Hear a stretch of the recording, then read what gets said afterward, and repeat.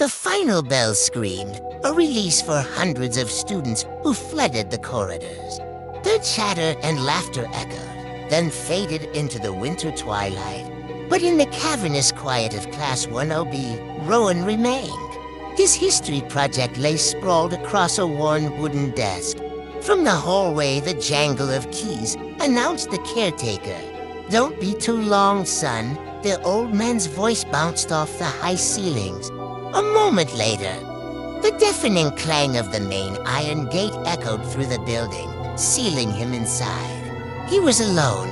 A profound silence settled, heavier than any sound. The only company was a single tube light, humming and flickering in a frantic, irregular rhythm. He tried to focus, but the school felt different now. Larger, emptier. A gust of wind rattled a loose window pane. Then, a distinct sound. Tap, tap, tap. Footsteps, slow, measured. Rowan froze. The sound came from the corridor outside Class 10B. Slow, measured. Not hurried, not casual. Just steady footsteps against the old mosaic floor. He held his breath. "It's just the caretaker," he whispered to himself. But hadn't he heard the main gate lock? The loud iron clang still echoed in his memory. The footsteps stopped. Silence. The tube light above him flickered violently once, then steadied. Rowan forced himself to stand. His chair scraped loudly against the floor, the sound exploding in the empty classroom. "Hello." He called out, his voice smaller than he expected. No reply. He stepped into the corridor. The hallway stretched endlessly in both directions, dim and yellow under dying tube lights. Dust floated in the cold evening air. A classroom door at the far end moved slightly. Creak. It wasn't wide open, just enough to sway gently as if someone had brushed past it. "It's the wind," Rowan muttered, but there were no open windows here. He walked toward it slowly. Each step felt too loud. His heartbeat thudded in his ears.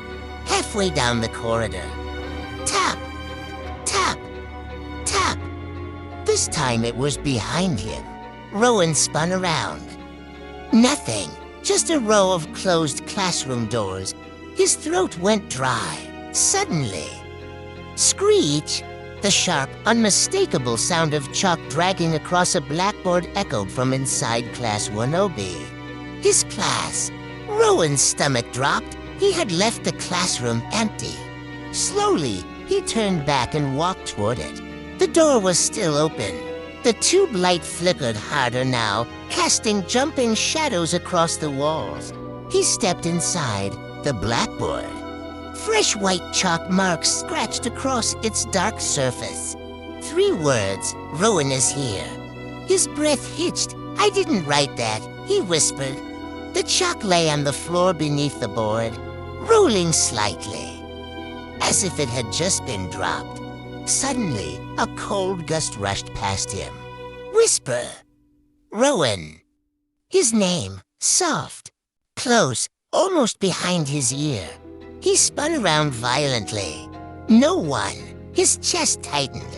"I'm imagining this," he said quickly, too much stress. Trying to calm himself, he decided to check the staff room. Maybe the caretaker was still around. The corridor felt colder now, the air heavier. When he reached the staff room, the door was slightly open. Inside, old files were stacked high. A small CCTV monitor sat in the corner, still powered on. The cameras showed different parts of the school. Gate, empty. Playground, empty. Library, empty. Then corridor, block B. Rowan leaned closer. On the screen, he saw himself walking down the corridor just minutes ago, but behind him, a tall, dark shape followed at a distance. It moved when he moved, stopped when he stopped. His blood turned to ice. He slowly turned around in real life. The corridor behind him was empty. When he looked back at the monitor, the figure was gone. The footage now showed only him. The screen flickered, static filled it. Then, everything went black. The power cut out. The entire school plunged into darkness. Only a faint emergency light at the end of the corridor flickered red. Thump, thump, thump. Running footsteps, not slow anymore. Fast, coming closer. Rowan's survival instinct kicked in. He ran blindly back into the nearest classroom, 1OB. The footsteps chased him. Closer, closer. He dove under the teacher's desk, curling into himself. The classroom door creaked open, slowly. He covered his mouth to stop himself from breathing too loudly. The footsteps entered the room. Heavy, dragging slightly now. They stopped near the desk. Silence. Then, the chair above him scraped back. Someone sat down. The wood creaked under the weight. Rowan stared at the dusty floor inches from his face.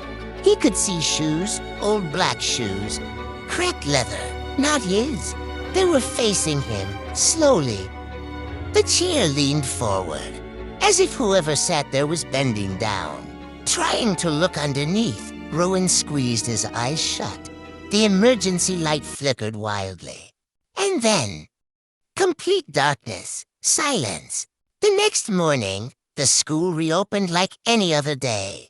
Students laughed, teachers complained. The winter sun shone brightly. The peon unlocked Class 1OB and frowned. A school bag lay on the floor. History projects scattered across the desk. The blackboard was clean. No chalk marks. No sign of disturbance. Whose bag is this? He muttered. Attendance was taken. Rowan! Silence. The teacher marked him absent. But in the old CCTV room, the monitor flickered to life for a moment. Corridor, Block B. It showed an empty hallway, and for just 1 second, a boy standing at the far end. Still watching, the screen went black later that day when the attendance register was checked again. For the previous evening, Rowan's name was marked present.